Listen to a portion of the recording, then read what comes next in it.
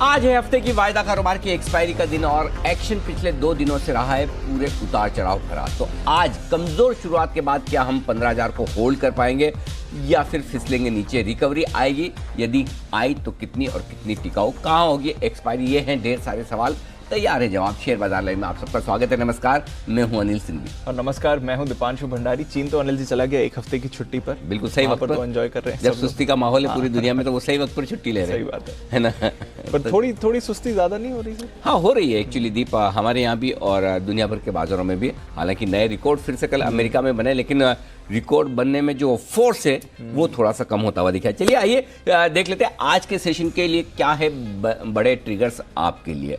America में record बनता हुआ दिखा है। डाउ नए रिकॉर्ड पर बंद हुआ है। नेस्डेक ने भी रिकॉर्ड बनाया, लेकिन बंद होते होते हल्की सी प्रॉफिट बुकिंग, ठीक है, कोई खास दिक्कत की बात नहीं है। टाइटन, बाटा जैसी दिग्गज कंपनियों के नतीजे कल बाजार बंद होने के बाद आए। कंजम्पशन स्पेस जो अब अभी तक बेहद मजबूत दिख रही थी, वहां पर नतीजों पर थोड़ा सा स्पीड ब्रेकर आता हुआ नजर आ रहा है। नतीजों के लिए आज सबसे ज़्यादा नजर होगी आईटीसी पर। नतीजों के साथ क्या कुछ होता है, इंटरिम डिविडेंड की भी बात है और साथ ही लोग अंदाजा भी लगाकर बैठे कि डीमर्जर को लेकर क्या कुछ आता है। लेकिन कोल इंडिया और पावर ग्रिड 2 और सरकारी कंपनियां जिनके नतीजे आएंगे, 5 कंपनियां वायदा कारोबार की ऐसी है जिनके आज नतीजे आने वाले हैं। निफ्टी और बैंक निफ्टी के हफ्ते की एक्सपायरी है, एक्शन उसके लिए आज से भरपूर आज रहने की तैयारी में दीप। तो एक्शन तो भरपूर रहने वाला है सर। अब थोड़ा ये कंसोलिडेशन वाला हफ्ता रहा है, पर वही समझना है, मतलब बाजार क्या अगली ट्रिगर का इंतजार कर रहे हैं या फिर थोड़ा सोच रहे हैं कि चलिए नतीजे अब अच्छे रहे हैं, स्टिमुलस पर बात हो रही है। कल तो पावल साहब ने भी कहा कि परेशान मत होइए, रेट्स हम लंबे समय तक नहीं बढ़ाएंगे। तो इंतजार किस चीज का कर रहे हैं? अमेरिका से तो कोई खास दिक्कत वाली संकेत है नहीं, बस ये कि अमेरिका में बढ़ने की स्पीड वहां भी कम पड़ चुकी है, बढ़ने की स्पीड हमारे यहाँ भी कम पड़ चुकी है और दुनिया भर में सब जगह। करेक्ट। तो ऐसी कोई दिक्कत वाली बात नहीं है जिससे कि अमेरिकी बाजार डरे घबराए। बिल्कुल उन्होंने मतलब साफ साफ कहा है कि जो 2023 का उनका अब तक का स्टेटमेंट है कि 2023 तक ब्याज दरें नीची रहेंगी, जीरो के आसपास रहेंगी, अकोमोडेटिव रहेंगी, पेशेंटली अकोमोडेटिव। मतलब आराम से, मतलब कोई हड़बड़ी नहीं है ब्याज दरें बढ़ाने की, भले महंगाई बढ़ जाए। महंगाई तो वो बढ़ाना ही चाहते हैं। अमेरिका में तो लोग चाहते हैं महंगाई बढ़े, उल्टा हिसाब है। हमारे यहाँ चाहते हैं घटे, वहाँ चाहते हैं बढ़े, क्योंकि महंगाई बढ़ने के साथ साथ कंजम्पशन बढ़ता है और वही वो चाहते हैं और इसी के लिए उन्होंने ब्याज दरें नीचे रखी है 0% पर। तो अमेरिका से संकेत बिल्कुल उम्मीद के मुताबिक है। फेड की पॉलिसी के बाद, जेरम पावल साहब के बयान के बाद कहीं कोई किसी तरह का बदलाव है नहीं। तो ग्लोबल मार्केट्स परफेक्ट है। हाँ, ये ज़रूर है कि तेज़ दौड़ लगाने के बाद जाहिर सी बात है कहीं तो बाजार रुकेंगे, ठहरेंगे, रिव्यू करेंगे अपने आप का, और वही होता दिख रहा है दीप। तो इसे ज़्यादा मेरे ख्याल से कोई बहुत ज़्यादा संकेतों को पढ़ने की ज़रूरत है नहीं, न मंदी की तरफ है न तेज़ी की तरफ है। ऐसे में जब आपको डे टू डे संकेत बहुत नहीं मिले तो एक सिंपल फॉर्मूला रखना चाहिए, और वो फॉर्मूला ये कि फिर आज का नहीं तो अब तक का क्या। हाँ, तो अब तक का ट्रेंड ऊपर का है, उसमें कहीं कोई बदलाव नहीं। जब आप रुके हैं तो रुकने में भी कोई ऐसा संकेत नहीं जिससे आपको ये लगे कि मैंने यू टर्न ले लिया है या मैं इंडिकेटर भी दे रहा हूँ। करेक्ट। वैसा भी नहीं है, बस ठीक है, थोड़ा सा सिग्नल आया तो ब्रेक लिया है, स्पीड कम की है, स्पीड ब्रेकर दिख गया, वैसे ही मामला है। तो मुझे नहीं लगता कि ग्लोबल मार्केट से कहीं कोई समस्या है। फ्लोज भी अब आप ये ऐसे देखेंगे कि एक ज़माने में 4,000 5,000 करोड़ रोज आते थे, अब 1,500 2,000 करोड़ आते हैं। हो सकता है आपको थोड़े समय बाद में और कम होते दिखें, 500 700 800 करोड़ के फ्लोज आए, लेकिन हर एक लेवल पर अगर सप्लाई भी उतनी कम हो जाती है और अगर फ्लोज उतने हैं तब भी बाजार मेंटेन रहेंगे। तो मेरा ये समझना है ग्लोबल मार्केट स्टेबल है। थोड़ा इसे ये कह सकते हैं कि टाइम वाइज करेक्शन मान लो, अगर आपको मानना ही है तो जी, है ना। तो कहीं कोई ऐसी दिक्कत वाली बात अभी तक न ग्लोबल मार्केट्स में दिख रही, न इंडियन मार्केट्स में दिख रही है। अच्छी बात है। और वही बात है सर, एक्सप्रेसवे पे सिग्नल की आदत नहीं है तो थोड़ा एग्जैक्टली अटक लगे, रोज लोग डरने लगते हैं कि ये क्या हो गया। एब्सोल्युटली बिल्कुल सही है। पर एक्सपायरी के लिहाज से कैसे देखें सर, क्योंकि जो पिछले 3 दिनों में एक्शन दिख रहा है, अगर आप लास्ट आवर 1.5 आवर्स में तेजी के साथ जा रहे हैं तो थोड़ी गिरावट आती है, और कल तो हमने देखा कि गिरावट से अच्छी रिकवरी भी आई। दीप, इसमें सिंपल है, पिछले 2 दिनों का जो मूवमेंट है आपको कैसे देखना है, जैसे आपको देखना है वैसे देखो जी। आपको तेजी की तरफ व्यू है तो मैं बता दूं हर गिरावट के बाद रिकवरी उतनी शार्प आ रही है। करेक्ट। हर रोज मार्केट लॉस से रिकवर हो रहा है, एक भी दिन लॉस पे बंद नहीं हो रहा है। लगातार 3 दिन 15,100 के ऊपर बंद हो रहा है। अब इससे ज्यादा ताकत क्या चाहिए? सही बात। नॉन स्टॉप 7 दिन रिकॉर्ड बनाए बाजार ने बजट के बाद, अब 2 दिन सुस्ता लिया तो क्या बड़ी बात है। तो एफआईएस के फ्लोज मजबूत है, तकनीकी तौर पर बाजार खराब हुए नहीं है। करेक्ट। ग्लोबल मार्केट सपोर्ट ही दे रहे हैं, नतीजे ऐसे कुछ भी नहीं है कि जिससे आप एकदम ही मूड बिगाड़ लें, बैठ जाए मुंह फुला करके बस बहुत ही खराब रिजल्ट आए, ऐसा भी कुछ भी नहीं। तो ऐसे में अगर आपको अच्छी चीजें देखनी तो ढेर सारी है, और इसके साथ साथ जो ट्रेंड है वो तेजी का है ही। तो ऐसे में छोटे मोटे करेक्शन आप इग्नोर कर देंगे। तो अच्छी चीज देखनी तो ये, अब आपको देखनी है अगर खराब चीज, अरे ये तो ऊपर टिक ही नहीं पा रहा, और वो फैक्ट है। जैसे ऊपर आता है बिक्वालिटी, ये भी फैक्ट है। 15,250 का हाई बनाने के बाद हम वापस उसको पार नहीं कर पा रहे हैं, 2 दिन हो गए। हमारे में पेशेंस कम है, हाँ वो भी फैक्ट है। थोड़े एफआईज के फ्लोज थोड़े धीमे पड़ रहे हैं, फैक्ट है। ग्लोबल मार्केट्स थोड़ी सुस्ती वाले हैं, फैक्ट है। तो एक्सपायरी भी है, वोलेटिलिटी होगी। 15,000 तोड़ा तो थोड़ा साइकोलॉजिकली हमें खराब लगता है, फैक्ट है। सो आपको कैसे देखना है? मेरे देखने का तरीका ये है कि अभी तक ग्लोबल मार्केट्स में और हमारे मार्केट्स में कुछ भी नहीं बदला है। करेक्ट। तो सिंपल है, जब शॉर्ट टर्म 2-3 दिनों का ट्रेंड आपको सुस्ती भरा दिखे तो आप मीडियम टर्म ट्रेंड पे चले जाइए, और वो ट्रेंड इंटैक्ट है। तो जब तक मुझे नहीं लगता कि 14,700 14,850 की रेंज तोड़ता है निफ्टी, तब तक इसे एक हल्के फुल्के रनिंग करेक्शन का, देखिए 400-500 पॉइंट का करेक्शन निफ्टी में आना किसी भी लेवल से 3% का करेक्शन होता है, बहुत बड़ी बात है नहीं। इतना करेक्शन आता है तो उसमें आपको सोचने की जरूरत भी नहीं है, ये रहेगा ही। जब बढ़ते वक्त आप रोज 200 पॉइंट, 150 पॉइंट, 100 पॉइंट निफ्टी पर बढ़ते, तब तो आपको नहीं लगता कि क्यों इतना तेजी से बढ़ रहा है। तो गिरते वक्त अगर हल्का फुल्का गिर भी गए तो कोई चिंता की बात नहीं है। तो मेरा ये मानना है कि ट्रेंड वही है, बरकरार है। इस ट्रेंड के बीच में थोड़े थोड़े आपको खरीदारी और बिकवाली के ये मिलते हुए नजर आएंगे। ऐसी सिचुएशन में जो ट्रेडर्स को करना चाहिए वो ये है कि आमतौर पर जब आपके लिए ट्रेंड एक तरफा हो, कॉन्फिडेंस पूरा हो, तब आप है ना 3 ट्रेडिंग पोजीशन रखते हैं, उसकी जगह 6 रख लें, और चर्निंग फटाफट करते रहें कि इसका मूवमेंट जल्दी आया ये कर लिया, फिर उसके बाद कोई और मूवमेंट आया कर लिया। लेकिन जब इस तरह का माहौल होता है, जब स्टॉक तेजी से नहीं बढ़ते हैं, लेने के बाद आपको इंतजार करना पड़ सकता है, उतार चढ़ाव होता है इंट्राडे में, तब आपको अपनी ट्रेडिंग पोजीशन थोड़ी सी कम कर लेनी चाहिए। नंबर ऑफ स्टॉक्स और क्वांटिटी दोनों आप कम कर लें, अपने आप कंफर्टेबल हो जाएंगे।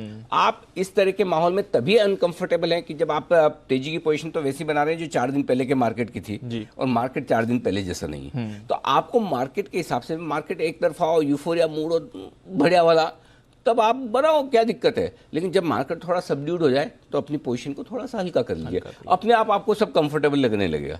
अगर आपने पोजीशन जरूरत से ज्यादा बनाई तो अनकंफर्टेबल होंगे, पोजीशन लिमिट में है तो आप कंफर्टेबल ही रहेंगे कि मैं संभाल सकता हूँ इतनी। और मैं एक ही चीज कहता हूँ दीप, 150 पॉइंट ऊपर नीचे के लिए आप हमेशा तैयार रहिए। अगर आपकी तेजी या मंदी की जो पोजीशन है, 15,300 भी हो सकता है तो 14,900 भी हो सकता है जी।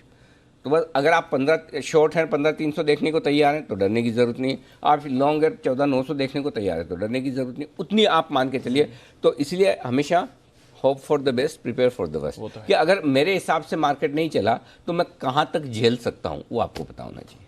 ठीक है, अपनी रिस्क के हिसाब से बनाए पोजीशन, बट दोनों तरफ के मौके मिलेंगे। 100%। आज के मौके बताइए सर, फिर आज का सेटअप क्या है? सेटअप आज का परफेक्ट है दीप, कोई खास फर्क नहीं है, सिर्फ एक ग्लोबल को मैंने न्यूट्रल किया है। इसके अलावा बाकी सारे संकेत वो भी न्यूट्रल कर दिया है मैंने एसजेक्स को देख के, बाकी तो मुझे न्यूट्रल करने की जरूरत भी नहीं थी। बाकी सारे बाजार तो बड़े वाले बंद ही हैं। अमेरिका में ऐसी कोई समस्या है नहीं, डाउ फ्यूचर्स भी सुस्त है, तो उस लिहाज से वैसे तो न्यूट्रल भी नहीं करने की जरूरत थी, लेकिन फिर भी कर लिया है। बाकी सारे वही संकेत है जो कल थे और परसों थे और 3 दिन पहले थे, कहीं कोई बदलाव है नहीं। न सेंटिमेंट में बदलाव है न ट्रेंड में बदलाव है, मेरा कोई सेंटिमेंट में भी बदलाव नहीं। अच्छा, हाँ, मैंने कोई पॉजिटिव से न्यूट्रल नहीं किया अभी तक। मेरे लिए कोई ऐसा संकेत नहीं है 2 दिन हम लाल निशान में बंद हुए, कितने, एक दिन 3 पॉइंट, एक दिन 2 पॉइंट, ये कोई बंद होना है क्या नीचे? कहीं कोई खराबी है ही नहीं दीप ऐसा। अगर आप क्लोजिंग बेसिस पे देखेंगे तो बाजार अभी भी परफेक्ट है। हाँ, निफ्टी पे अच्छे हैं, बैंक निफ्टी पर थोड़े से कम अच्छे हैं जी, बस उतने ही। 14,975, 15,025 आज के लिए सपोर्ट जोन है निफ्टी का। इसके नीचे थोड़ी सी मैंने लिबर्टी लिए बड़ी रेंज देने की, और वो इसलिए लिए दीप कि आज एक्सपायरी का दिन है। अगर एक्सपायरी का दिन नहीं होता तो मैं शायद ही नीचे की ये इतनी बड़ी वाली रेंज नहीं देता। 14,865, 14,925 बहुत मजबूत सपोर्ट जोन है, जहां आए तो आंख बंद करके खरीदारी और शॉर्ट कवरिंग करनी चाहिए। दोनों ऊपर 15,110, 15,160। आपको याद होगा कल भी हम ये बात कर रहे थे 2:30 बजे कि 15,110, 15 के ऊपर नहीं जाना चाहिए। एक बार की देखिए आखिरी मिनटों में जा सकता है, लेकिन क्लोजिंग आपको कहाँ मिली?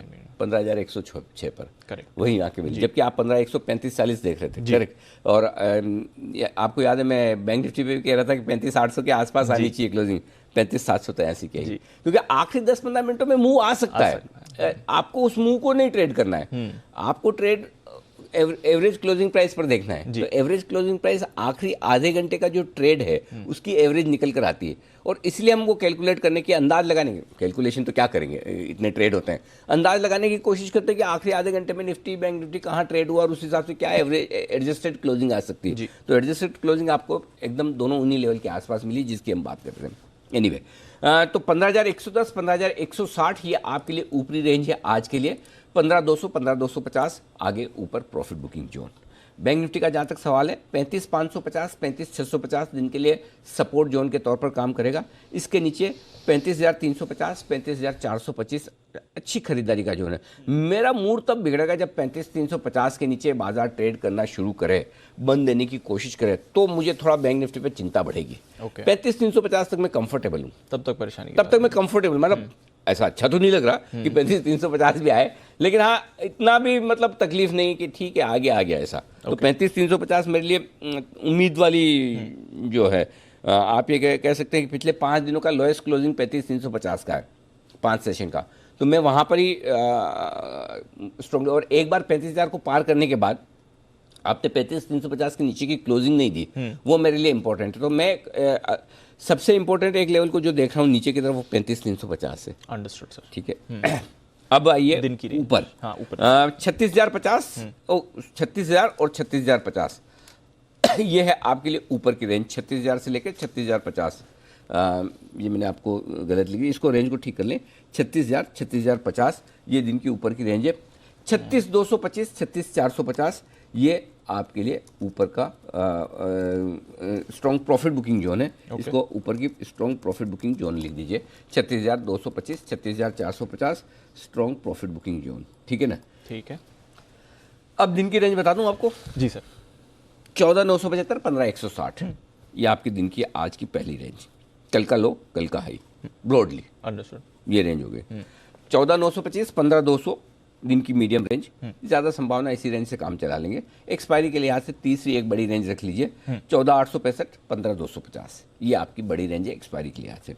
बैंक निफ्टी कल आपको 2 ही रेंज दी थी, लेकिन आज 3 दे रहा हूँ, 35,550 36,000 ये दिन की छोटी रेंज है। और कल हमने 2 ही दी थी, लेकिन दूसरी रेंज से थोड़ा सा नीचे गए थे।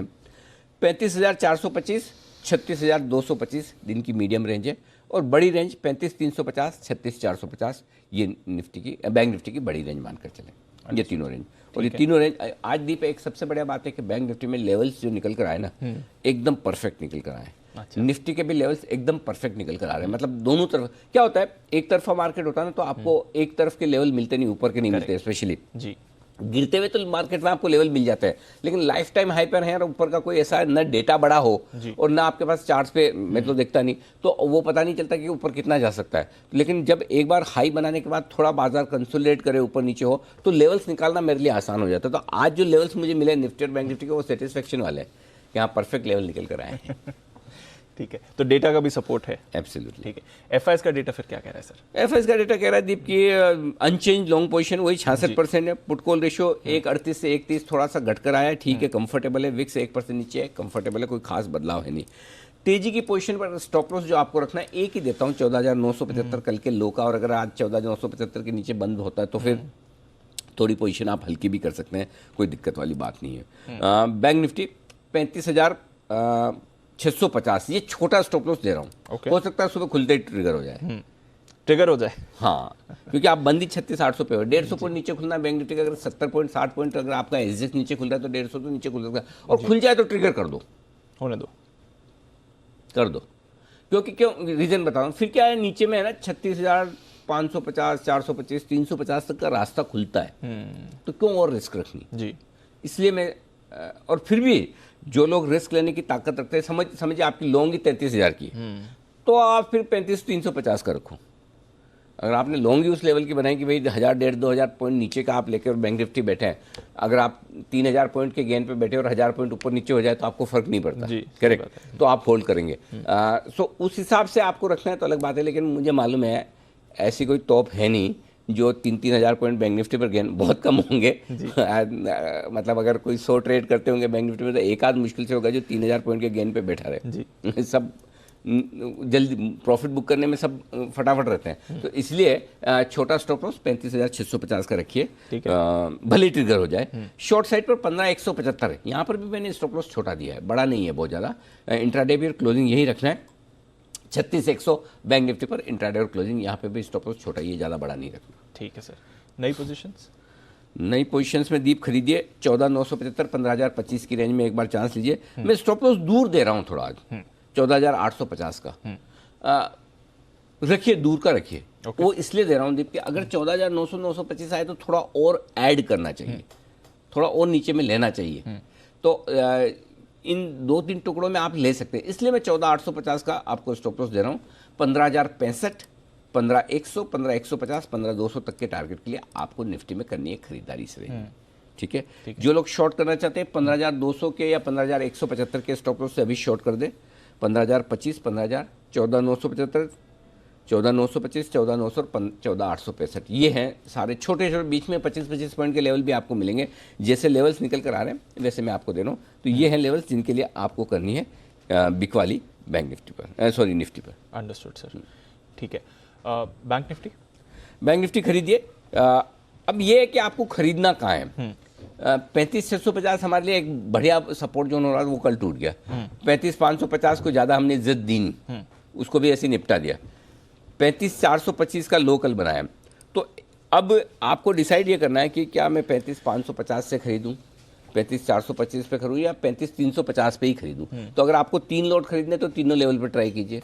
एक खरीदना है तो 35,425 के आसपास लीजिए, और 2 खरीदना है तो 35,550 और 35,350 में लीजिए, ताकि आपकी एवरेज 35,425-50 के आसपास ही आ जाए। ठीक है, तो आप उस हिसाब से स्ट्रेटजी बनाइए। लेकिन ये बाय जोन है, 35,350, 35,550 बाय जोन है, सेल जोन नहीं है।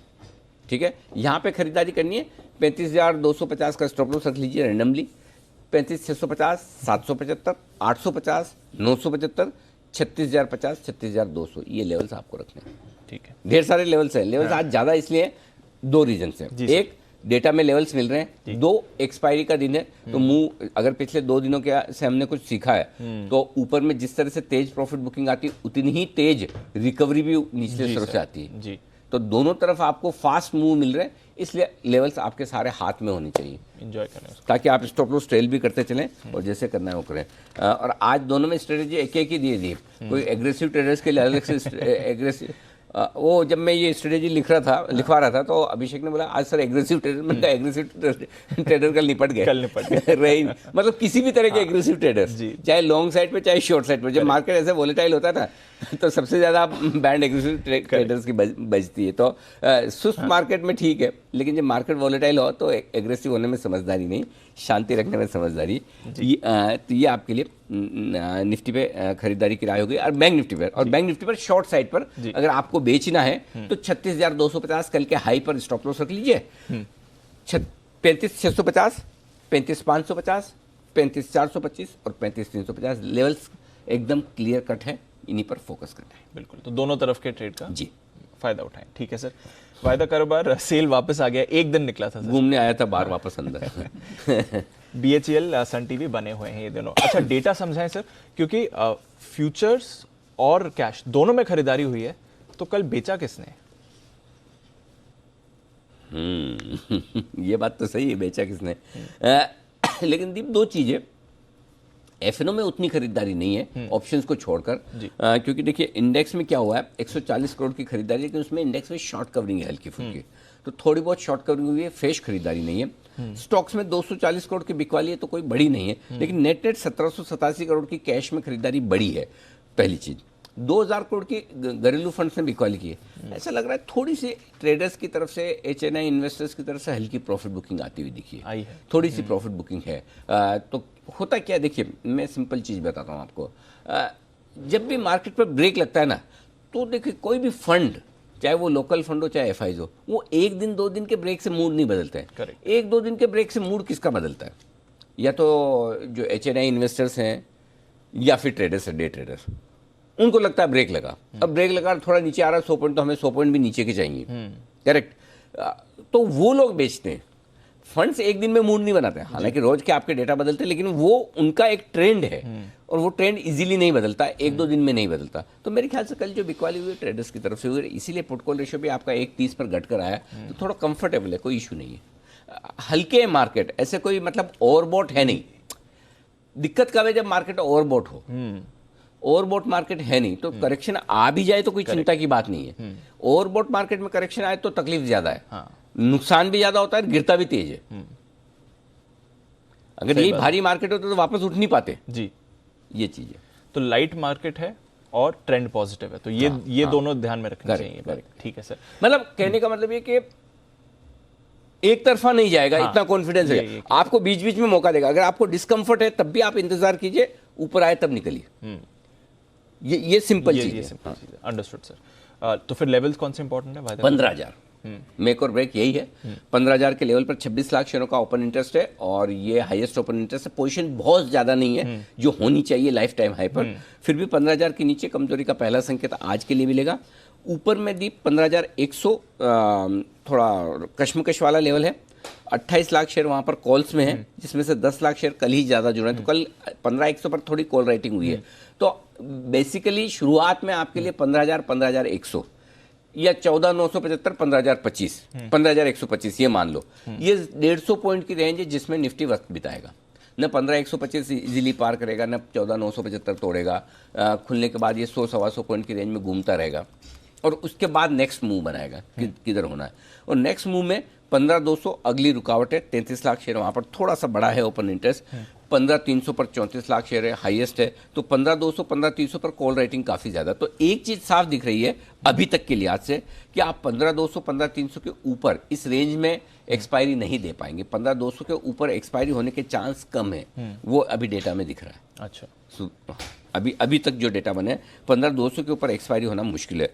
अभी जो डेटा है वो ये कह रहा है कि 15,000 के नीचे भी शायद ना हो, लेकिन वो इतना मजबूत सपोर्ट नहीं है जितनी रुकावट वाला लेवल 15,200 पर है। तो फिलहाल वायदा कारोबार के लिहाज से 15,000, 15,200 की रेंज आप पकड़कर चल सकते हैं एक्सपायरी के लिहाज से। बैंक निफ्टी का जहां तक सवाल है, 36,000 के ऊपर निकल कर टिक पाना थोड़ा सा मुश्किल है, असंभव नहीं है, हल्का सा मुश्किल है। 9 लाख शेयर कॉल्स में है वहां पर और उसके ऊपर 36,500 ये असंभव टाइप है। यहाँ पर 12 लाख शेयर है, 36,500 का यहाँ पर जो लेवल है उस पर आपको नजर रखनी। नीचे बहुत बड़ा सपोर्ट है नहीं, ये है आपके लिए 35,500 हल्की रुकावट है और 35,000 मतलब बहुत डेटा कम है बैंक निफ्टी में, ज्यादा डेटा है नहीं। तो हमने जो लेवल दिए वो परफेक्ट निकले, उसी पर फोकस करिए। अच्छा, जब डेटा ज्यादा है नहीं, 36,000 के ऊपर निकलने पर ही पहला ताकत। तो अगर बैंक निफ्टी यहाँ से 200 पॉइंट बढ़ भी जाता है, जब तक 36,000 के ऊपर ट्रेड नहीं करा तब तक आप कमजोर हैं, ये मान के चलिए बस। ठीक है सर, तो ये है पूरा आपके लिए विश्लेषण आज के ट्रेड सेटअप का और किस तरह से एक्शन बन सकता है। अच्छा सर, मार्केट की तो बात हमने करी, एक खबर पर आपकी राय लेनी, क्योंकि इस पर आपने भी कई बार अपनी आवाज़ उठाई है और काफ़ी सारी जो परेशानी होती है, कभी टेक्निकल ग्लिचेस आ जाते हैं। हमने देखा है कि कभी कभी या तो ब्रोकर्स की तरफ से उनकी ऐप में प्रॉब्लम आती है, क्लियरिंग में प्रॉब्लम आ जाती है, कहीं एक्सचेंज की तरफ से भी डेटा का इशू आता है। सेबी की तरफ से ऐसी खबरें आ रही हैं कि अब एक फ्रेमवर्क बनाने की तैयारी में है, जहां पर अगर ये टेक्निकल ग्लिचेस हुए, तकनीकी कमी हुई, तो इन्वेस्टर का जो नुकसान होगा उसकी भरपाई करने वाले हैं, ऐसा कुछ फैक्टर है। एक बार इस पर आपकी राय लूं सर, इससे पहले एक बार देख लेते हैं कि एग्जैक्टली इस पर आपने पहले क्या आवाज उठाई है। एक बहुत बड़ा ऑब्जेक्शन है मेरा, और ये बहुत बड़ा ऑब्जेक्शन एनएससी से है। लगातार 3 दिन तक आपके डेटा अपलोड नहीं हो रहे, कैसे मार्केट चला रहे हैं आप? ये सीरियसली सोचने की जरूरत है विक्रम लीमे साहब को कि उनके ऑफिस में क्या हो रहा है। मार्केट के लोग हैं तो क्या एनएससी क्या कर लेगा? इसमें बहुत सारे नहीं, एक मिनट, मेरे को इस बात में बहुत बड़ा ऑब्जेक्शन है चोपड़ा साहब आपसे। क्यों नहीं बोल रहे हैं? देखिए, मैं एनएससी क्या कर लेगा आपका? ऐसा अगर एनएससी आपके बदले की भावना में कुछ कहे तो मैं बैठा हूं यहाँ पर, मैं आपकी बात भी उठाऊंगा। ये एक्चुअली ये बहुत गलत चीज है। ये ब्रोकर्स, चाहे वो एनमी हो, बीएससी ब्रोकर फोरम हो, ये सब डरते क्यों है एक्सचेंज से? एक्सचेंज को आप लोग फीस दे रहे हैं, बिल्कुल। अगर एक्सचेंज आपको सर्विसेज दे रहा तो कोई एहसान नहीं कर रहा आप लोगों पर, डरने की क्या बात है? बिल्कुल। और सर आपने ये तो काफी वायरल भी हुई थी ये जब आपने आवाज उठाई थी। लगातार कई दिनों तक डेटा ठीक से नहीं आया था, पर अब सेबी ये फ्रेमवर्क बना रहा है कि आपको इन लॉसेस के लिए कॉम्पनसेट किया जाएगा। सेबी के घर देर हो सकती है, अंधेर अंधेर नहीं। नहीं हो सकता। सेबी स्टॉक मार्केट का भगवान आप कह सकते हैं, रेगुलेटर है। मुझे इस बात की खुशी है कि इस मुद्दे को समझा है और उस पर एक फ्रेमवर्क बनने जा रहा है। हम कोई भी बात उठाते हैं बहुत सिंसियरिटी से उठाते हैं। कई बार लोग हमें कहते हैं कि सर इस पर कुछ नहीं हुआ, इस पर कुछ भी नहीं हुआ। ऐसा नहीं कि हमने बोला और कोई कर दे, ये गलतफहमी ना हमें ना आपको होनी चाहिए। लेकिन जब हम कोई बात उठाते हैं तो वो बात सही जगह पहुंचती है और उस सही जगह पर पहुंचने के बाद उस पर एक्शन होता है। एक्शन एक दिन में, रेगुलेटर्स के अपने तरीके होते हैं काम करने के, उनको अपनी एक, अगर हमने कोई एक रेड फ्लैग किया है, हमने कोई उन्हें अलर्ट किया है, तो उसको देखेंगे, समझेंगे, उसकी स्टडी करेंगे, एनालिसिस करेंगे, उसके बाद उसमें क्या प्रॉब्लम है, इस प्रॉब्लम का क्या सॉल्यूशन हो सकता है। ये एक लंबा प्रोसेस है। चाहे वो प्रोसेस आपने मार्केट माफिया पे, जब हमने ये मुद्दा उठाया फर्जी रिसर्च कंपनियों के लिए, चाहे ऑपरेशन हफ्ता वसूली में, आज देखिए ऑपरेशन हफ्ता वसूली में 2-3 बार आरबीआई का एक्शन हुआ है।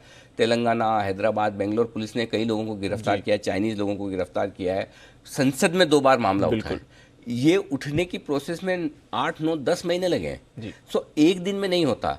हमें पता है कि मुद्दा कब, कहाँ, कितने जोर से उठाना है, कहाँ तक पहुँचाना है। और मुझे इस बात की बहुत खुशी है कि सेबी इस बात का संज्ञान ले रही है और सेबी को ये बिल्कुल साफ नज़र आ रहा है कि इस पर किसी न किसी तरह का फ्रेमवर्क होना चाहिए। और ये सिर्फ एक्सचेंजेस की बात नहीं है, ढेर सारे डिस्काउंट ब्रोकरेजेस हैं और भले फुल सर्विस ब्रोकरेज हों, अगर किसी भी टेक्निकल ग्लिच उनके सिस्टम में हो और उसकी वजह से किसी ट्रेडर या इन्वेस्टर का नुकसान हो, तो मेरा बहुत स्ट्रॉन्ग व्यू है, बहुत स्ट्रॉन्ग व्यू है कि इन्वेस्टर और ट्रेडर के नुकसान की भरपाई किसी न किसी तरीके से होनी ही चाहिए। अगर समझिए आपकी कोई ट्रेडिंग पोजीशन है, भगवान न करे कि आप 2:30 बजे एकदम से बीमार पड़ गए, जी, ठीक है, या आप ड्राइव कर रहे हैं, कोई एक्सीडेंट हो गया, 1 घंटे आपकी पोजीशन खुली रहेगी, आप कोई उसे ख़त्म नहीं कर पाए और उस पर नुकसान हो गया, तो क्या आप ये बहाना दे सकते हैं? नहीं। अगर आप ये बहाना नहीं दे सकते तो कोई एक्सचेंज या कोई ब्रोकर कैसे ये बहाना दे सकता है कि मेरा सिस्टम खराब हो गया, और खाली इसलिए कि मैंने आपसे 150 पेज का एक एग्रीमेंट साइन कराया जो आपने बिना पढ़े कर लिया, क्योंकि अगर आप वो एग्रीमेंट कभी पढ़ लेंगे तो जिंदगी में साइन नहीं कर पाएंगे। ऐसा है कि आपकी वसीयत ही लिखवा ले वो, उस तरह की टर्म्स कंडीशन होती है कि किसी भी चीज़ के लिए ब्रोकर या एक्सचेंज जिम्मेदारी नहीं है। तो इसलिए ये बहुत ज़रूरी है।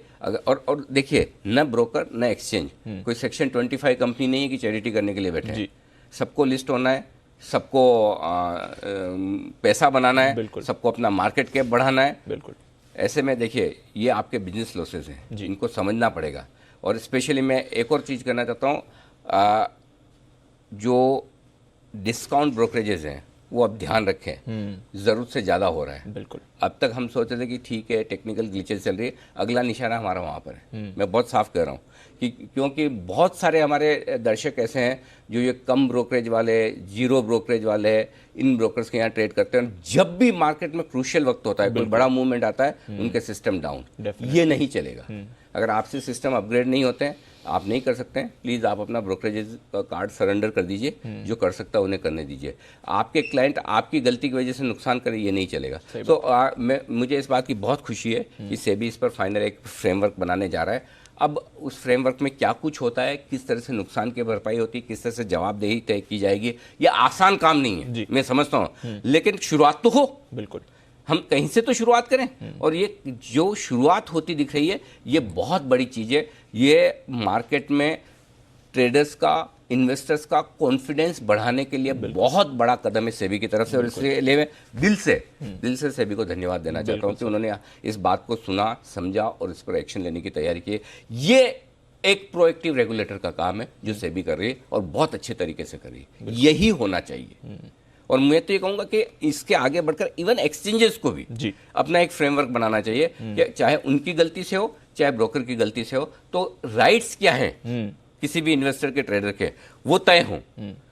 सौदा कब कैसे स्क्वायर ऑफ होना चाहिए, नहीं हुआ, किस एक्स प्राइस पर नहीं हुआ, या आपने पहले डाल के रखा था, नहीं डाल के रखा था, आप एक फ्रेमवर्क बनाइए ना, तो कम से कम लोगों को पता तो है ना कि अगर ये सिचुएशन आ गई, एक्सचेंज बंद हो गया या ब्रोकर का सिस्टम डाउन हो गया, तो मेरी जिम्मेदारी क्या है, मुझे कितना नुकसान लेना है, कितना प्रॉफिट लेना है, वो समझ में आना चाहिए। और इसमें मैं एक चीज और भी कह दूं, जितने ट्रेडर और इन्वेस्टर हैं, प्लीज आप एक चीज समझ लीजिए, ये जो नए नियम बन रहे हैं आपके मिसयूज करने के लिए नहीं बन रहे। सही बात है। आप ये मत सोचिए कि हाँ जिस समय सिस्टम डाउन था उस समय भाव 225 था, बाद में 200, मैं तो 235 पे ही बेचता था वापस 215 आ गया। तो अब आपको भी ये समझना पड़ेगा प्रैक्टिकल होके कि एक्चुअली अगर आपका नुकसान हो रहा है तो वाकई में आप उसे क्लेम कीजिए। खाली ये कि चूंकि हाँ नहीं तो मैं कर देता था, ये भी नहीं चलेगा। ये नहीं चलेगा। बैलेंस होना जरूरी है, न लोगों का नुकसान हो न किसी और की गलती की सजा दूसरों को मिले। डेफिनेटली। तो ये बहुत बढ़िया कदम है सेबी का, दिल से धन्यवाद। बिल्कुल सर, और आपको धन्यवाद कि सबसे पहले आपने इस मुद्दे पर आवाज़ उठाई। 2 साल पहले का जो हमने आपको क्लिप दिखाई, और भी कई बार ये चर्चा अनिल जी ने करी है। तो फाइनली अब एक फ्रेमवर्क बनने की तैयारी में है एक्सचेंज रेगुलेटर की तरफ से। बड़ी बात है बाजार का डेवलपमेंट। आज के सेटअप पर वापस आते हैं। वरिंदर बंसल हमारे साथ जुड़ने वाले हैं रिजल्ट एक्सरे के लिए। उससे पहले देख लेते हैं आज खबरों में कौन से शेयर्स हैं और ट्रिगर्स और ब्रोकरेजेस भी कौन कौन से हैं। वरुण, देवांशी, साथ ही मानसी हमारे साथ तैयार हैं। वरुण, गुड मॉर्निंग, बताएं आज के ट्रिगर्स और खबरों वाले शेयर्स कौन से? गुड मॉर्निंग दीप। देखिए नतीजे तो चल ही रहे हैं, तो काफ़ी सारी निफ्टी की कंपनीज, एफएनओ की कंपनीज के नतीजे आएंगे। इसके अलावा कैश में अगर आप देखें तो MSTC, BF investment, BF utilities, NCC, NHPC, तमाम कंपनीज जो अपने नतीजे घोषित करेगी तो वहाँ पे आपकी नज़र होनी चाहिए। आईटीसी अपने नतीजे घोषित करेगा, साथ साथ अंतरम डिविडेंड के ऊपर भी बोर्ड की बैठक है, तो यहाँ पर आपकी खास नज़र होनी चाहिए। इन्फीबीम एवेन्यूज़ नतीजों के साथ साथ बोनस शेयर के ऊपर बोर्ड बैठक विचार करने वाला है, तो वहाँ नज़र होनी चाहिए। फोर्टिस के मामले में आज फिर से सुप्रीम कोर्ट में सुनवाई है, तो सुनवाई जो है वो जारी रहने वाली है। शिपिंग मिनिस्ट्री आज पीसी करने वाली है 3 बजे, तो जितने शिपिंग रिलेटेड काउंटर्स है वहाँ पे नज़र रखिएगा।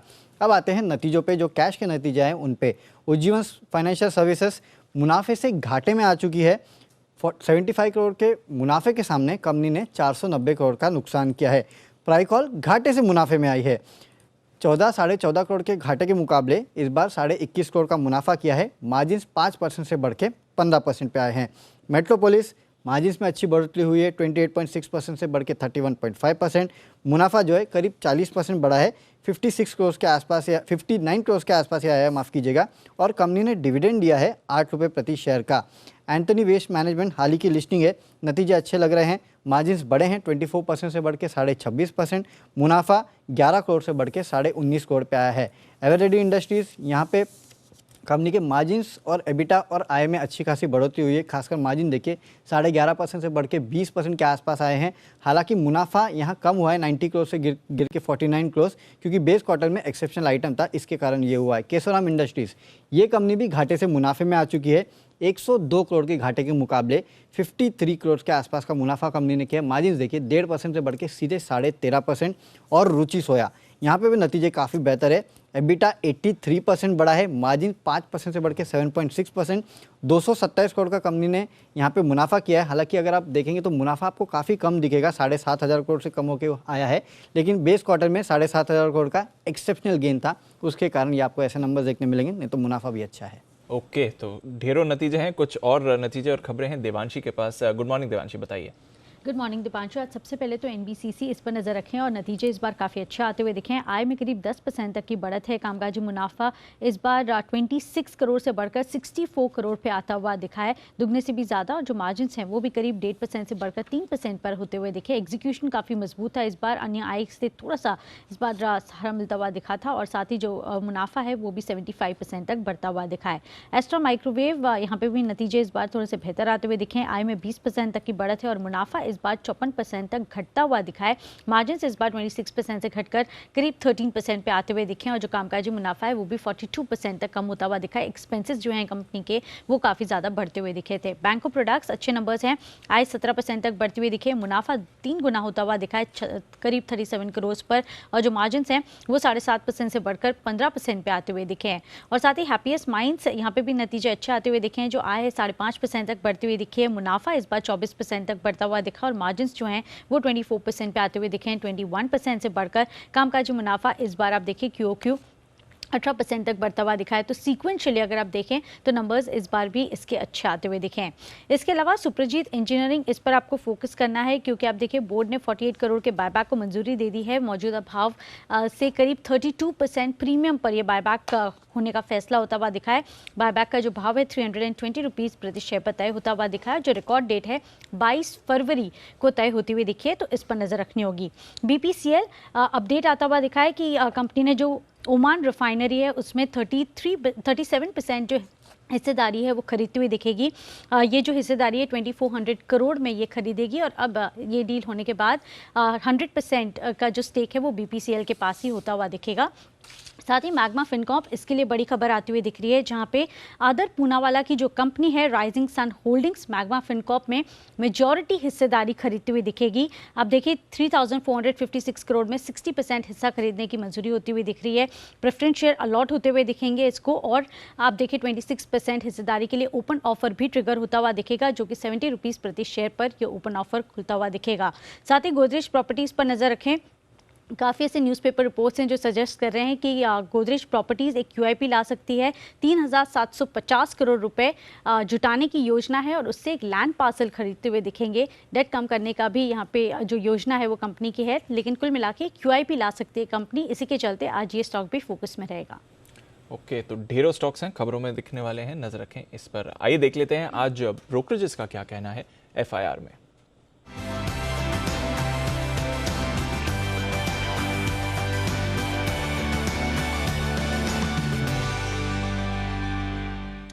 गुड मॉर्निंग मानसी, बताएं।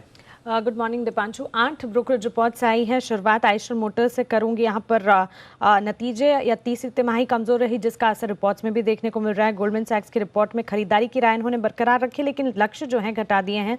3274 से लक्ष्य घटाकर 3162 के इन्होंने कर दिए हैं। Q3 अनुमान से कमजोर रही और लंबी अवधि का नजरिया ऑफकोर्स ये पॉजिटिव कह रहे हैं, लेकिन स्टेडी प्रीमियमाइजेशन से 1 महीने से ऑर्डर बैकलॉग जो है वो जारी है, जिसके चलते यहाँ पर खरीदारी की राय तो है लेकिन लक्ष्य घटाए हैं।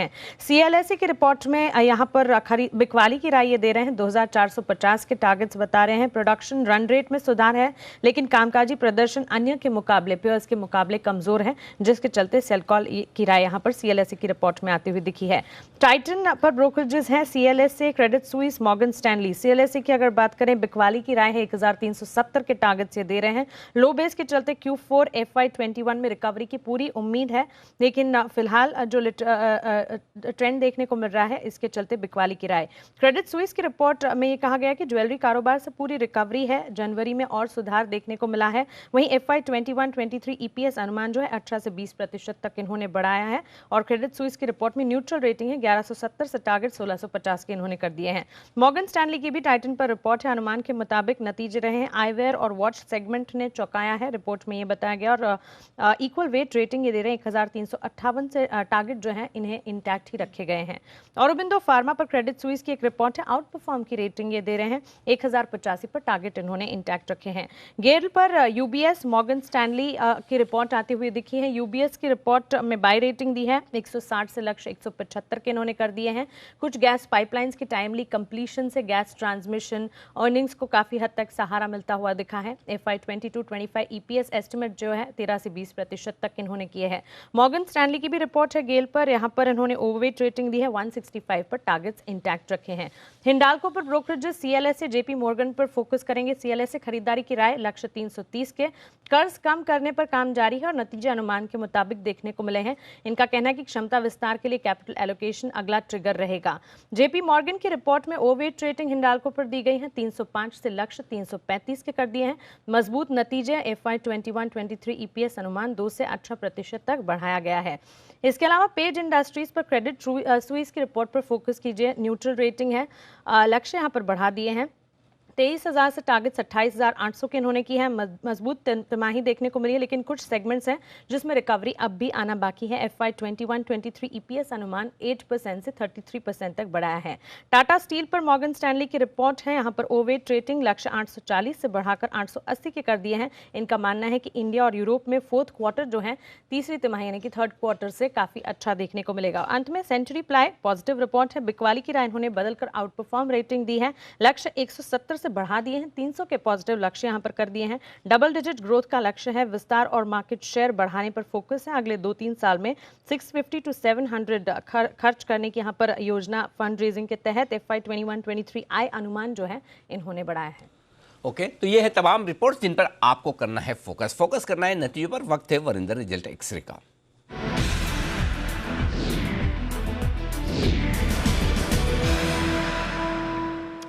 गुड मॉर्निंग वरिंदर, शुरुआत करते हैं दिग्गज नतीजों के साथ। बताइए जो वायदा कारोबार के रिजल्ट्स हैं उनमें कैसे रहे हैं results? Sir almost all in line थे। कोई तोड़फोड़ नंबर वही अगर मैं डायरेक्टली बोलूं तो था नहीं कोई। टाइटन के नंबर्स इन लाइन थे, मैनेजमेंट कमेंट्री स्ट्रांग थी, बट ये बहुत एक्सपेंसिव स्टॉक रहा है और रहेगा। यू नो ऑनेस्टली सर, अगर if I may say, there is a company by the name of Thangamayil jewellery, almost ROC same to Titan, 24% ROC है, 10 टाइम पे मिलती है। उसकी 2-3 रेशियोज अगर मैं देखूं तो कहने का मतलब है there are 1 or 2 companies which are so cheap, but Titan है तो एवरीवन टॉक्स अबाउट टाइटन के नंबर इतने वो नहीं थे। हिंडाल्को सबको पता था सर, जैसे टाटा स्टील का पता था, सेल का पता था, हिंडाल्को का भी मालूम था कि अच्छे रिजल्ट्स रहेंगे। नोवेलिस के नंबर्स ऑलरेडी आ चुके हैं, तो अपने को पता था। और अरविंदो में एक्साइटमेंट थी कल सर की नंबर्स अच्छे आएंगे, but nothing great in numbers. अगर प्रॉफिट आप देखेंगे तो प्रॉफिट ज्यादा अच्छा इसलिए बिकॉज उसमें कुछ एक्सेप्शनल इनफ्लो है on account of sale of 1 US unit 550 million का। आईजीएल के नंबर्स इतने अच्छे नहीं थे सर, टू बी ऑनेस्ट। अगर आप देखें तो एबिटा मिस था मेरे हिसाब से आईजीएल में। सो आईजीएल के नंबर्स भी कुछ ज्यादा अच्छे दिखे नहीं। एमजीएल और आईजीएल 2 दिन से मेरे ख्याल में वो चल रहे थे, स्टॉक्स चल रहे थे। सो मैं उसको बोलूंगा कि हाँ भी थोड़े से ठीक ठीक थे नंबर्स उसके आईजीएल के। MAS financial I think 4 quarter हो गए हैं तो उसका वीक ऑपरेशनल परफॉर्मेंस आ रहा है 4 क्वार्टर से, तो इस बार भी कोई अच्छा नहीं आया था सर उसका मैच का। ओके तो ये है आपके लिए बड़े रिजल्ट्स, लेकिन आइए अब उस कैटेगरी में चलते हैं जहां पर रिजल्ट्स अच्छे हैं और वैल्यूएशंस भी सस्ते हैं, महंगे नहीं है। वरिंदर बताइए वो लिस्ट जहां पर अच्छी कंपनियां, अच्छे रिजल्ट्स।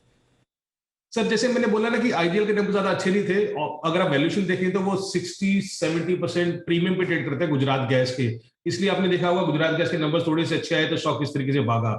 एक कंपनी है सर जीएसपीएल, उसके नंबर्स बहुत अच्छे आए थे, there was strong volume uptake और उम्मीद कर रहे हैं कि हाँ भी वो सस्टेन करेगी। एबिटा 35% ऊपर था सर, प्रॉफिट 47% ऊपर था। ये 9 टाइम पे ट्रेड करता है सर, 9 टाइम्स पे ट्रेड करता है। 54% ये गुजरात गैस में होल्ड करता है। अगर आप किसी तरीके से भी मैट्रिक्स निकालेंगे, जो आपके एनालिस्ट ज्यादा समझदार है, अगर आप देखेंगे तो ऑलमोस्ट गुजरात गैस का जो होल्डिंग आपको फ्री में मिल रहा है। 1000 करोड़ का स्टैंड ऑन प्रॉफिट करता है सर ये कंपनी। जेबी केमिकल्स के नंबर्स बहुत अच्छे आए थे सर, और मेरे लिए जरूरी क्या था कि जो मार्जिन है ये क्वार्टर बढ़ रहे हैं कि नहीं बढ़ रहे। तो अगर आप देखेंगे हेडलाइन नंबर्स देखेंगे तो आपको ऑलमोस्ट डबल दिखेंगे, एबिटा प्रॉफिट डबल दिखेगा। बट आप मार्जिन देखिए sir, 31% margin compare to 20% margin YoY जो एक्सपेक्टेड था, बट क्वार्टर 25% था, तो 25% से 31% हो गया। और आज भी सर ये stock 22-23 times TTM PP trade करता है, तो बहुत एक्सपेंसिव स्टॉक नहीं है ये। वैलिएंट ऑर्गेनिक्स वॉल्यूम कम होता है सर, पर नंबर्स हमेशा से अच्छे आ रहे हैं इस कंपनी के। Honestly this was such a small company, और यहाँ पे अभी 3600 करोड़ का मार्केट कैप देखता हूं तो मुझे यकीन नहीं आता कि किस तरीके से आ गया। 25% मार्जिन है इस कंपनी के। Suprajit along with all the auto ancillary company जो हम बात करते हैं, इसने भी नंबर अच्छे दिए सर, एबिटा 72% ऊपर था। बट एक कंपनी जो मैं हाईलाइट करना चाहूंगा सर वो है आइनियोस स्टायरो सॉल्यूशंस। आप नंबर्स देखिए sir, EBITDA 144 crore versus 4 crore YoY। आप बोलोगे YoY क्यों दिखता है वरिंदर?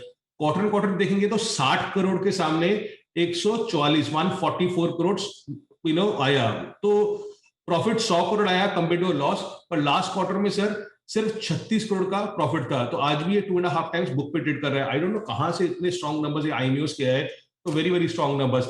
SH केलकर और SMS फार्मा के नंबर्स भी अच्छे आए थे sir, and these are 2 companies जो इतनी वैल्यूएशन एक्सपेंसिव नहीं है इन दोनों कंपनीज की।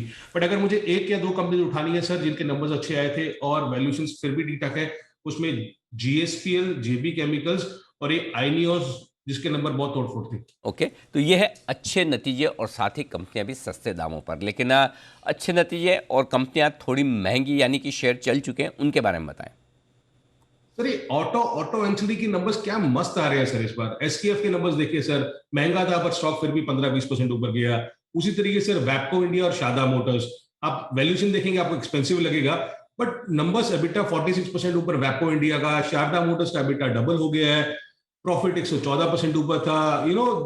बहुत स्ट्रॉन्ग नंबर्स ये ऑटो एंसिलरी के आ रहे हैं। So I will put Sharda and वैपको इन अ कैटेगरी जहां पे नंबर्स बहुत अच्छे थे बट एक्सपेंसिव है compare to the other 3 names which I give you up. ठीक बात है। तो ये है आपके लिए अच्छे नतीजे, महंगे वैल्यूएशन। कमज़ोर नतीजे जो वाकई में इस मजबूत रिजल्ट सीजन में भी परफॉर्म नहीं कर पा रहे हैं सर, इसमें से अपने 2-3 तो PSU ही हैं, NLC इंडिया, नेवल लिग्नाइट और राइट्स का मालूम था।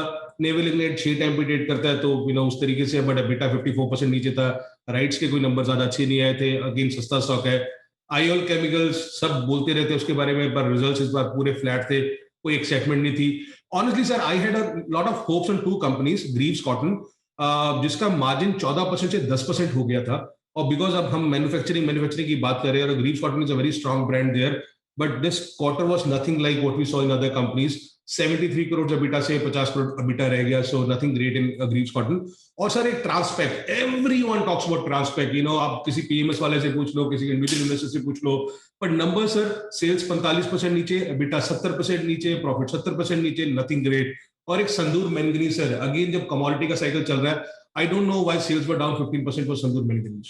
ओके, तो ये है आपके लिए कमज़ोर नतीजे। बहुत बहुत शुक्रिया वरिंदर इन नतीजों का विश्लेषण करने के लिए और हमारे दर्शकों से बात करने के लिए। आइए बढ़ते आगे, हमारे एक्सपर्ट्स हमारे साथ जुड़ रहे हैं, राकेश बंसल, कुणाल सरागवी, संदीप वागले, सुमित बगड़िया, किरण जाधव, राजेश पालिया साहब और साथ ही विकास सेठी साहब भी। नतीजों के लिहाज से एक्शन भरपूर है, तो आज आने वाले नतीजों से करते हैं शुरुआत। सेठी साहब, ITC नतीजे भी हैं और साथ ही अंतरिम डिविडेंड पर बैठक भी होगी।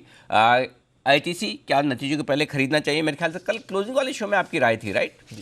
बिल्कुल बिल्कुल Anil ji, good morning. ITC में कल दोपहर के शो में मैंने खरीदारी करने की सलाह दी थी। एक्चुअली बाजार एक्सपेक्ट कर रहा है कि नतीजे सबड्यूड रहेंगे या वीक रहेंगे, बट मुझे लगता है उस वीकनेस को ये पॉजिटिवली सरप्राइज करेगा। मुझे लगता है बाजार को सरप्राइज करने वाले नतीजे होंगे, तो उस लिहाज से भी खरीदारी करने की सलाह। प्लस इन्होंने जो डिविडेंड की बातें करी है, हालांकि कल मैंने बाद में देखा तो इस साल में इन्होंने पिछले साल मतलब 2020 के जुलाई में 10 रुपए 15 पैसे का डिविडेंड दिया है। तो इस फाइनेंशियल ईयर में वो बड़ा डिविडेंड देते नहीं देते वो देखने की बात रहेगी। हो सकता है इस फाइनेंशियल ईयर में थोड़ा एड ऑन करे। बाकी जो इनका जो बड़ा डिविडेंड होता है, उस हिसाब से मेरा तो ये मानना है कि ये अब सालाना 10 से 12 रुपए डिविडेंड डेफिनेटली इस कंपनी देगी। और बाकी अटकलें हैं कि कुछ डीमर्जर का या बायबैक का भी कुछ अनाउंसमेंट हो सकता है, तो अगर वैसा कुछ हो जाता है तब तो बहुत बड़ी तेजी इस स्टॉक में हो सकती है। बाकी इस स्टॉक में खरीदारी करने की सलाह है, और आज मुझे लगता है इस स्टॉक में हम एक अच्छा उछाल देखेंगे। ओके, तो अच्छा उछाल एक्सपेक्ट करें, नज़र रखते हैं जहां तक ITC का सवाल है, और नतीजे सरप्राइज कर सकते हैं, ये भी एक अनुमान है। और बिंदु, इस पर एक बार चार्ट चेक कर ले लेते हैं। जैसे कि वरिंदर हमें बता रहे थे, नतीजे ठीक ठाक रहे, कोई उतने खास नहीं थे जितना शायद बाजार ने एक तरह से प्राइस इन किया था। कुणाल जी, औरोबिंदो की चार्ट कैसे देखें sir?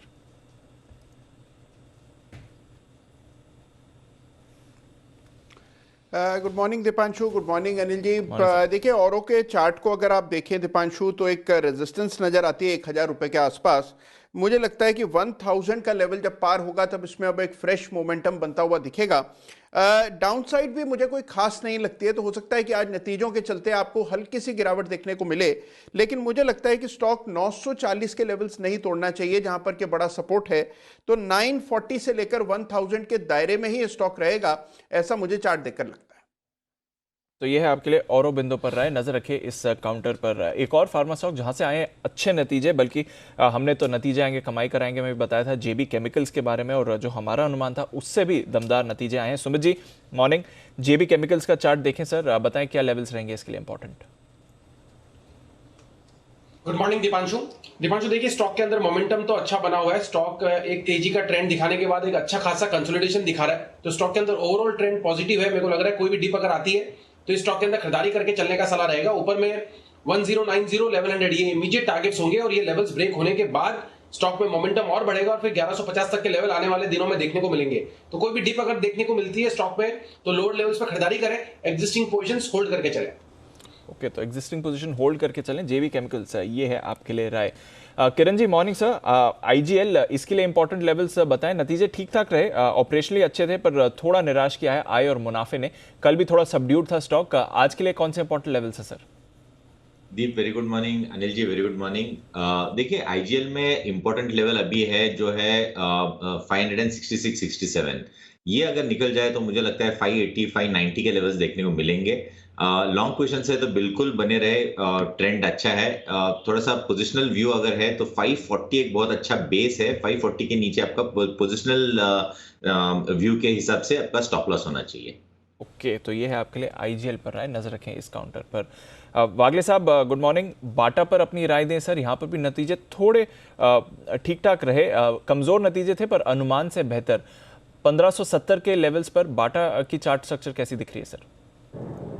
Good morning Deepanshu, good morning Anil morning ji. Sir.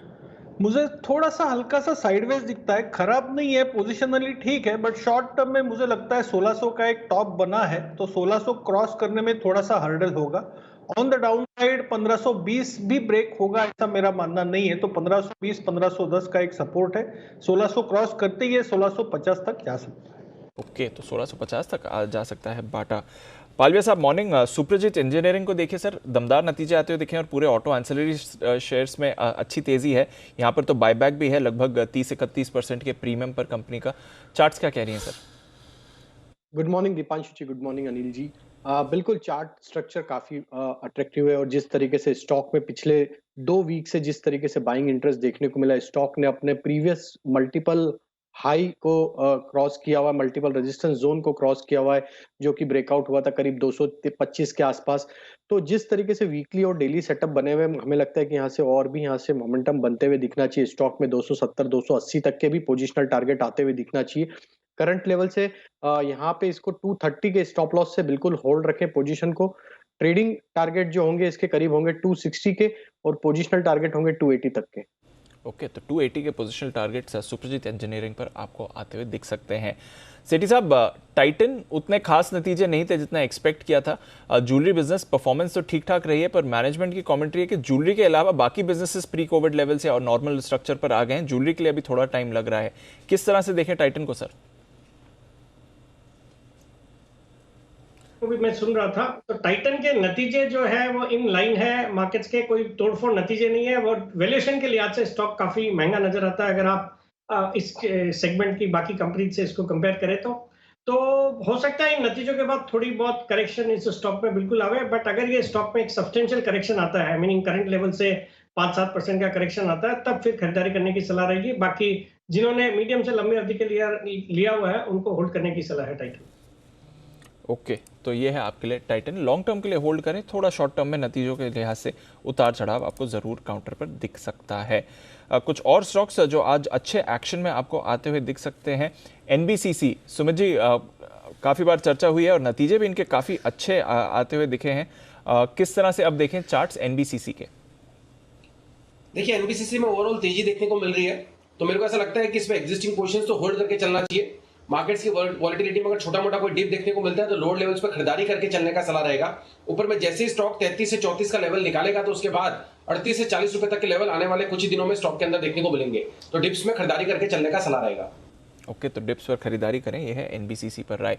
सेठी साहब, मैग्मा फिनकॉर्प आधार पूनावाला से एक एसोसिएटेड कंपनी अब मैनेजमेंट कंट्रोल खरीदने वाली है। 60% हिस्सेदारी खरीदी जाएगी, लगभग 3500 करोड़ की ये डील होगी, पर ओपन ऑफर प्राइस 70 रुपए का, यानी करंट मार्केट प्राइस से काफी नीचे का है। हालांकि पिछले कुछ दिनों में हमने देखा है स्टॉक भी डबल हो गया है। कैसे देख रहे हैं इस डील स्ट्रक्चर को सर, और मैग्मा पर अगर आपकी कोई राय हो तो? नहीं, देखिए, इस कंपनी के लिए तो डेफिनेटली बहुत बहुत बड़ी पॉजिटिव न्यूज है जब एक आधार पूनावाला, जिनकी की एक अच्छी क्रेडिबिलिटी है, एक अच्छा मतलब उनका नाम जुड़ने के बाद डेफिनेटली इसको पॉजिटिवली देखा जाना चाहिए। बट स्टॉक में हमने पिछले 1 महीने में डबल होते हुए देखा है, 100% से ज्यादा की तेजी ऑलरेडी पिछले 1 महीने में हो गई है। तो उस लिहाज से, और प्लस ये जो ओपन ऑफर का रेट आया है 70 रुपए का, तो थोड़ा कंसोलिडेट कर सकता है इन लेवल्स में। हालांकि न्यूज डेफिनेटली पॉजिटिव है, इस स्टॉक को भी अब रडार पे रखना चाहिए। वैल्यूएशन के लिहाज से कोई बहुत ज्यादा एक्सपेंसिव नहीं है करंट लेवल्स पे भी, तो जिन्होंने ऑलरेडी लिया हुआ उनको तो बने ही रहना है। बाकी इसमें रडार पे रखे और कोई भी गिरावट में इस स्टॉक में आप खरीदारी करने की सलाह रहेगी। ओके, तो ये है आपके लिए मैग्मा फिनकॉर्प। डील एक्शन हो रहा है। कल हमने देखा NBFCs as a space action में रही।